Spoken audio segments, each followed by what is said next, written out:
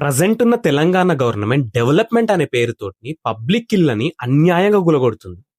వాళ్ళకి proper notice ఇవ్వకుండా, proper alternative place చూపెట్టకుండా, కాంపన్సేషన్ కరెక్ట్ ఇవ్వకుండా ఇష్టం వచ్చినట్టు దారుణంగా గులగొడుతుంది. ఇది ఇట్లుంటే ప్రీవియస్ గవర్నమెంట్ వాళ్ళు వచ్చి ఈ కులగొట్టిన ప్రజలకు హామీలు ఇస్తుర్రు.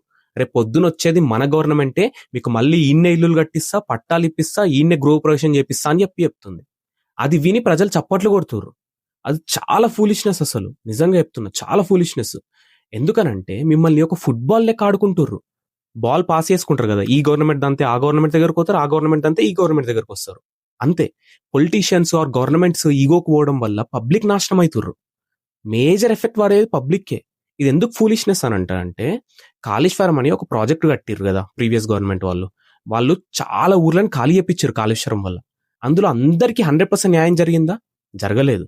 ఇప్పుడు కొత్త గవర్నమెంట్ వచ్చింది కదా, కాళేశ్వరం వల్ల అన్యాయం జరిగింది అందరికీ, కాళేశ్వరాన్ని మేము కులగొడతాము, మీకు ఏ ఇల్లు ఊర్లో అయితే ఖాళీ చేపించారో అదే ఊర్లలో ఇల్లు కట్టించి గృహప్రవేశం చేపిస్తామంటే ఎంత ఫూలిష్నెస్ ఉంటుంది.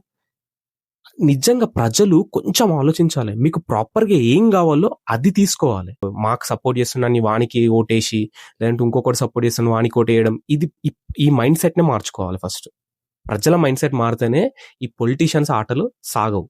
మీరు ఇట్లున్నంత కాలం వాళ్ళు మిమ్మల్ని ఆట ఆడిస్తూనే ఉంటారు. తెలంగాణ గవర్నమెంట్ అన్యాయం జరిగిన ప్రతి ఒక్కరికి ప్రాపర్ పట్టాతోటి ఇల్లు అందించాలని చెప్పి నేను అనుకుంటున్నా. ఈ ఇన్సిడెంట్ మీద మీ ఒపీనియన్ ఏందో కామెంట్ సెక్షన్ లేపండి. ఇదే మైండ్ సెట్ తోటి కనుక ఉంటే గవర్నమెంట్ కొనసాగడం అయితే చాలా కష్టము.